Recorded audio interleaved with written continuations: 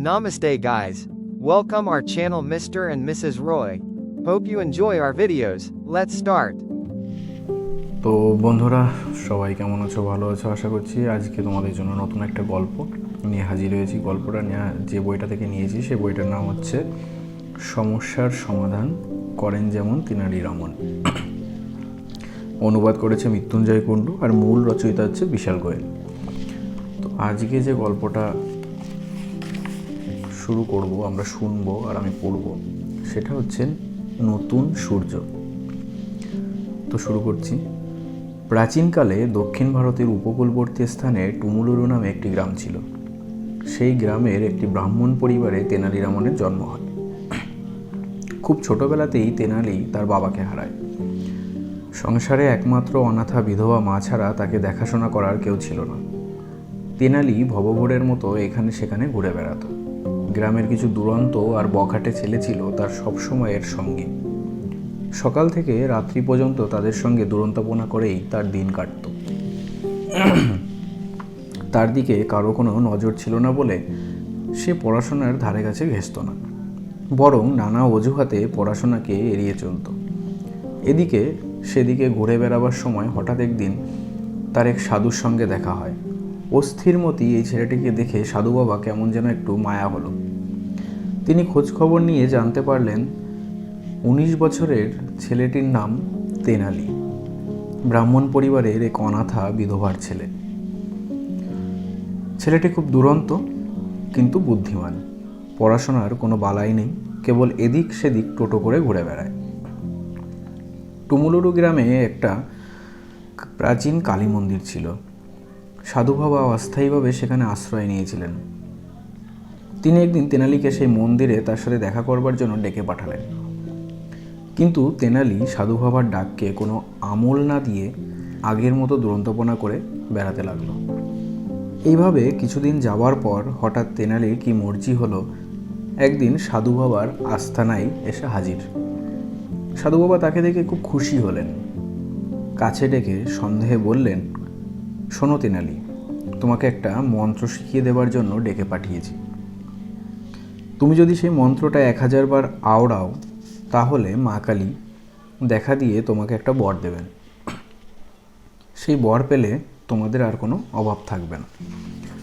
তবে হ্যাঁ, মন্ত্রটা খুব ভক্তিভরে এবং নিষ্ঠার সঙ্গে আওড়াতে হবে। তুমি পারবে তো? তেনালি খুব উৎসাহ দেখিয়ে বলল সে পারবে। শুধু তাই নয়, তখনই মন্ত্রটা শিখিয়ে দেওয়ার জন্য সাধু বাবাকে পেরাপিরি করতে লাগলো। তেনালির উৎসাহ দেখে সাধু বাবা বললেন, মন্ত্রটা আমি এখনই তোমাকে শিখিয়ে দিচ্ছি, কিন্তু এই মুহূর্তে সেটা আওড়ালে চলবে না। মন্ত্রটা আওড়াবার জন্য একটা নির্দিষ্ট সময় ও দিন আছে।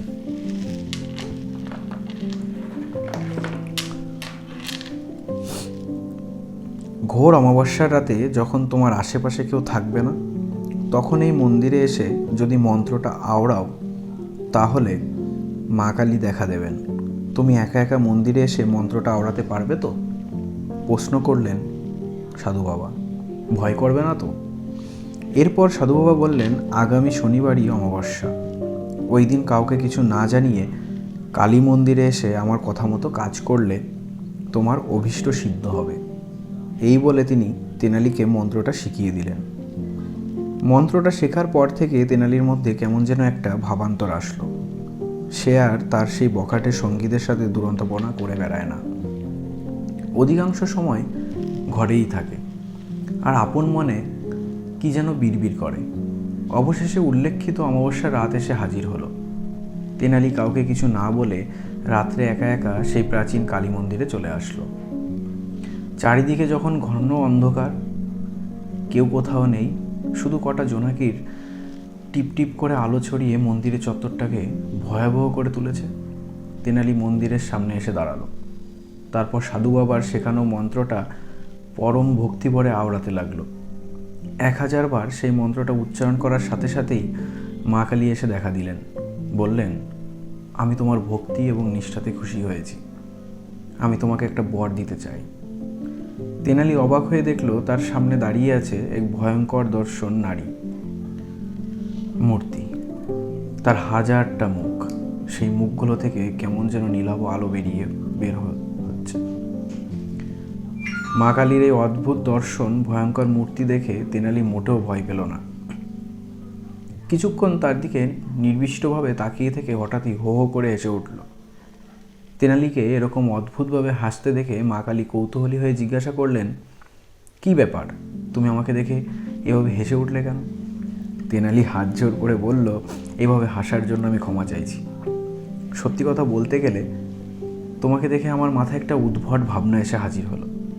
আমি ভাবলাম আমার তো একটা নাক, সেটা যদি সর্দিতে সুরসুর করে আমি আমার হাত দুটো দিয়ে সেটা সামাল দিতে পারি না। তোমার তো হাজারটা নাক, সেই নাকগুলো যখন সর্দিতে সুরসুর করে তোমার দুটো হাতে সেই হাজারটা নাককে কীভাবে সামাল দাও? এ কথা ভেবে আমার খুব হাসি পাচ্ছিল। মা কালী তেনালির সরল স্বীকারোক্তি শুনে মৃদু হেসে বললেন, তোমার ভাবনাটা উদ্ভট হলেও মজাদার। তুমি যে খুব রসিক, তোমার কথাবার্তা শুনে সেটা বোঝা যায়। যাই হোক, তোমাকে আমি একটা বর দিচ্ছি, যার দৌলতে যাবৎ মানুষের মুখে তুমি হাসি ফোটাতে পারবে এবং তোমার কল্পনা শক্তির জন্য তুমি একজন বিশিষ্ট কবি হিসাবে বিপুল খ্যাতি লাভ করবে। তেনালি মা কালীর কথা শুনে, মা কালীর মুখে বরের কথা শুনে সবিনয়ে জানালো, মাগো, তুমি আমাকে যে বরটা দিতে চাইছো, সত্যি কথা বলতে কি এই বরটা আমার পছন্দ নয়। কারণ এই বরটা পেয়ে আমার কোনো লাভ হবে না। তেনালির এই কথা শুনে দেবী কিছুক্ষণ চিন্তা করে বললেন, ঠিক আছে, তোমার যদি এই বরটা পছন্দ না হয় তোমাকে একটা অন্য বর দিচ্ছি, তবে তার আগে তোমাকে একটা ছোটোখাটো পরীক্ষা দিতে হবে। পরীক্ষার কথা শুনে তেনালির মুখটা কেমন যেন পাংশু হয়ে গেল। মনে মনে ভাবল, আবার পরীক্ষা কেন? মা কালী তেনালির মনোভাব বুঝতে পেরে বললেন, পরীক্ষাটা এমন কিছু কঠিন নয়। আমার দিকে ভালো করে চেয়ে দেখো, আমার দু হাতে দুটো পাত্র ধরা আছে। আমার ডান হাতে যে পাত্রটা আছে সেটা সোনার তৈরি, আর বাঁ হাতে যে পাত্রটা আছে সেটা রূপোর তৈরি। সোনার পাত্রে কিছুটা দুধ আছে আর রূপোর পাত্রে রাখা আছে কিছুটা দই। সোনার পাত্রে যেটা রাখা আছে, তুমি যদি সেটা পান করো তুমি হয়ে উঠবে বিশাল শিক্ষাবিদ, আর রূপোর পাত্রে যেটা রাখা আছে সেটা খেলে তুমি হবে ধনকুবের। এবার বলো, দুধ না দই, তুমি কোনটা খেতে চাও? তেনালি মনে মনে ভাবলো, আমাকে দুধ আর দই দুটোই খেতে হবে, কারণ একটা বাদ দিলে অন্যটার কোনো মূল্য নেই। আমি যদি শুধু শিক্ষাবিদ হই অথচ অর্থ না থাকে তাহলে আমার কোনো দাম থাকবে না। আবার আমি মূর্খ থেকে ধনকুবর হলে আমি যথাযথ সম্মান পাবো না। তেনালি দেবীর কথার সঙ্গে সঙ্গে উত্তর না দিয়ে এমন একটা ভাব করতে লাগলো যাতে মনে হবে সে উত্তরটা নিয়ে খুব ধন্দে পড়েছে। তেনালিকে নিরুত্তর দেখে মা কালী বললেন, তেনালি, চুপচাপ না থেকে আমার প্রশ্নের একটা উত্তর দাও। আর নীরব থাকাটা ঠিক হবে না ভেবে তেনালি খুব বিনীতভাবে বলল, মাগো, আমি কোনোদিনও দুধ খাইনি, দইও খাইনি, তবে বুঝতে পারছি না কোনটার স্বাদ বেশি ভালো। কাজেই আমার পক্ষে দুটোর স্বাদ গ্রহণ না করে কোনটা আমার বেশি পছন্দের বলাটা ঠিক হবে না। তোমার কথাটা খুবই যুক্তিসঙ্গত। এই কথা বলে দেবী তার দুটো হাতই প্রসারিত করে দিলেন। তেনালি আর কাল বিলম্ব না করে মা কালীর হাত থেকে দুটো পাত্র নিয়ে দই আর দুধ এক নিঃশ্বাসে শেষ করে দিল। মা কালী বুঝতে পারলেন তেনালি তার সাথে চাতুরি করে একসাথে দুধ আর দই খেয়ে দুটোই বরের সুফল লাভ করতে চাইছে। তেনালির চাতুরিতে মা কালী খুবই অসন্তুষ্ট হলেন। দেবীর এই অসন্তোষ দেখে তেনালি খুব বিনীতভাবে বলল, মাগো, আমি বুঝতে পারছি আমার আচরণে তুমি খুবই ক্ষুব্ধ হয়েছ, কিন্তু ভেবে দেখো শুধুমাত্র বিদ্যা দিয়ে আমি কি করব? আমার যদি অর্থের অভাব থাকে, তাই আমি বিদ্যা এবং অর্থ একসাথে পাওয়ার জন্য এই ধরনের আচরণ করেছি। আমার এই আচরণের জন্য আমি ক্ষমা চাইছি। মা কালী তেনালির স্পষ্টবাদিতায় এবং উপস্থিত বুদ্ধিতে খুশি হয়ে বললেন, আমি তোমাকে আশীর্বাদ করছি,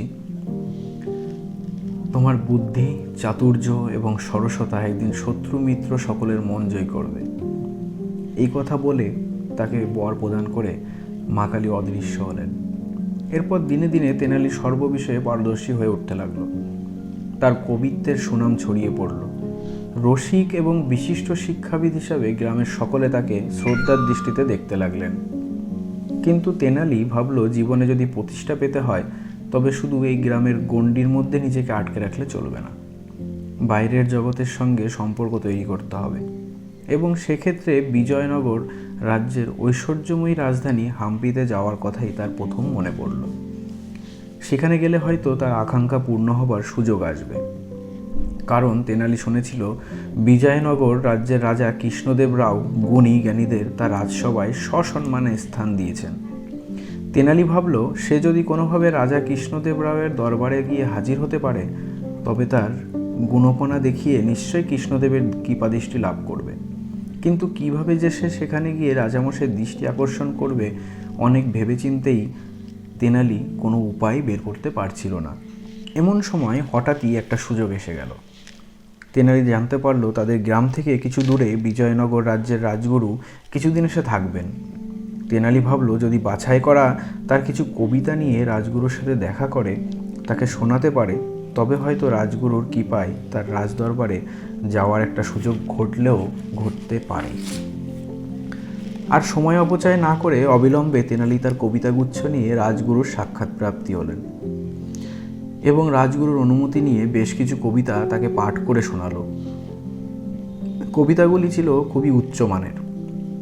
মনে মনে তারিফ করলেও রাজগুরু তেনালির কবিতা সম্পর্কে সামনে কোনো প্রশংসা বাক্য উচ্চারণ করলেন না। রাজগুরুকে চুপচাপ থাকতে দেখে হতোদ্যম্য না হয়ে তেনালি তাকে বিনয়ের সাথে বলল, গুরুদেব, আমি মহারাজ কৃষ্ণদেব রাওয়ের সাথে দেখা করতে চাই। আপনি যদি একটু যোগাযোগ করিয়ে দেন তবে চিরকৃতজ্ঞ থাকব। এবারেও রাজগুরুর কোনো উচ্চবাচ্য করলেন না। তেনালি ভাবল, মৌনতা সম্মতির লক্ষণ। সে তাই রাজগুরুকে প্রণাম করে নিজের গ্রামে ফিরে গেল।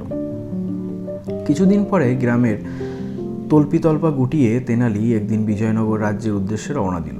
মনে মনে সংকল্প করল যে সে যে করেই হোক রাজদরবারে গিয়ে হাজির হবে। কিন্তু বিজয়নগর রাজ্যে এসে প্রথমটা সে খুব বিড়ম্বনার মধ্যে পড়ে গেল। এখানকার কাউকেই সে চিনত না, একমাত্র রাজগুরুই তার কিছুটা পরিচিত। এই পরিচিতিটুকু সম্বল করে আশায় বুক বেঁধে সে সরাসরি রাজগুরুর সাথে দেখা করল। রাজগুরু আগেই তেনালির কবিত্বশক্তির পরিচয় পেয়েছেন।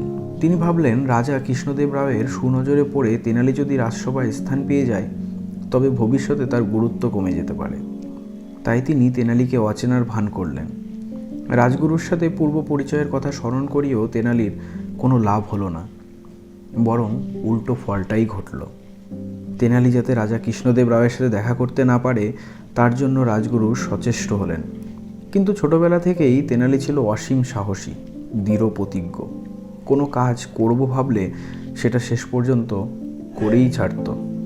তেনালি যখন বুঝতে পারল রাজগুরু তার সাথে অসহযোগিতা করছে তখন তার মনে একটা জেদ চেপে গেল। যত বাধা আসুক না কেন সে হাল ছাড়বে না। যেমন করেই হোক সে রাজা কৃষ্ণদেব রাওয়ের সাথে দেখা করবেই। একদিন যখন রাজা কৃষ্ণদেব রাজসভায় বসে সভাসদদের সঙ্গে হালকা আলোচনা করছিলেন, দেখলেন কিছুটা খরবাকায় একজন টিকিধারী ব্রাহ্মণ সবার দ্বার প্রান্তে দাঁড়িয়ে তার দৃষ্টি আকর্ষণ করার চেষ্টা করছে। রাজা কৃষ্ণদেব দ্বাররক্ষীদের বললেন, দরজার প্রান্তে দাঁড়ানো লোকটিকে ভেতরে ঢুকতে দাও, ও কি বলতে চাই শুনি। রাজদরবারে প্রবেশের অনুমতি পেয়ে তেনালি রাজা কৃষ্ণদেবকে অভিবাদন জানিয়ে খুব নম্রভাবে বললেন, মহারাজ, আমার নাম তেনালি রামন। আপনার রাজ্যের এক প্রত্যন্ত গ্রাম থেকে আসছি। আমি শুনেছি অনেক জ্ঞানী গুণী মানুষ আপনার রাজসভায় স্থান পেয়েছে। আপনি প্রকৃত গুণীর সমাজদার। যদি অনুমতি করেন আমার কয়েকটি কবিতা আপনাকে শুনিয়ে ধন্য হয়। রাজা কৃষ্ণদেব রাও তেনালিকে কবিতা শোনানোর অনুমতি দিলেন এবং পরপর কয়েকটি কবিতা শুনে এতই মুগ্ধ হলেন যে সেই দিনই তার সভাতে ঘোষণা করলেন, আজ থেকে নবাগত ব্রাহ্মণ তেনালি রামন অষ্টদিগ্গজের অন্যতম দিগ্গজ হয়ে ভুবন বিজয়ম রাজসভা অলঙ্কিত করবে। এরপর আর তেনালিকে পিছনে ফিরে তাকাতে হয়নি। নিজের অনন্য সাধারণ প্রতিভা শক্তিতে উন্নতির চরম শিখরে পৌঁছেছিল। ধীরে ধীরে হয়ে উঠেছিল রাজা কৃষ্ণদেব রাওয়ের নয়নের মণি। এইভাবেই তার জীবনে নতুন সূর্যের উদয় হলো। তার সাহস, নিষ্ঠা, অধ্যবসায়, ধৈর্য, কর্মক্ষমতা এবং দৃঢ় প্রতিজ্ঞ মনোভাব, শিক্ষায়, জ্ঞানে, গৌরবে তাকে পৌঁছে দিয়েছিল শ্রেষ্ঠত্বের উচ্চাসনে। যাই হোক, তো এটা থেকে আমাদের কি শেখা গেল? জীবন থেকে এটাই শেখা গেল, সততাই মূলধন। তুমি যেটা অনুভব করছো সেটা যদি আন্তরিকতার সঙ্গে সৎভাবে অনুভূতির সঙ্গে জানাও তবেই এর মূল্য। যে কোনো ক্ষেত্রে সাফল্য অর্জন করতে হলে ঠিক সুযোগটা গ্রহণ করার জন্য তোমাকে ক্ষমতা বাড়াতে হবে। সেটাই কিন্তু দ্রুত চিন্তার সাথে শীঘ্র সিদ্ধান্ত নিতে হবে। শিক্ষাগত যোগ্যতা জরুরি, কিন্তু সেটাই যথেষ্ট নয়। লক্ষ্যে পৌঁছতে গেলে এর সাথে অধ্যবসায়, জেদ থাকা দরকার। জ্ঞানের কথা এটাই, সত্যবাদী এবং সৎ হও। তোমার যা কিছু কাজ দেবদেবীকে উৎসর্গ করো, বড়দের মান্য করো, দৃঢ়চেতা এবং বিনীত হও। এটাই হচ্ছে গল্পের সারমর্ম। তো আজকে আমরা যে গল্পটা শুনলাম, গল্পটার নাম হচ্ছে নতুন সূর্য। তেনালি রামন কীভাবে রাজদরবারে পৌঁছালো এবং সেখান থেকে তার জীবনের চলার পথ শুরু হলো। আশা করছি ভালো লাগবে। আর যদি ভালো লেগে থাকে অবশ্যই লাইক, শেয়ার, সাবস্ক্রাইব আর কমেন্ট করে জানিও। নেক্সট গল্পটা তোমাদের জন্য রেখেছি আমি বুমেরাং। দেখা হচ্ছে পরের গল্পে। ওকে।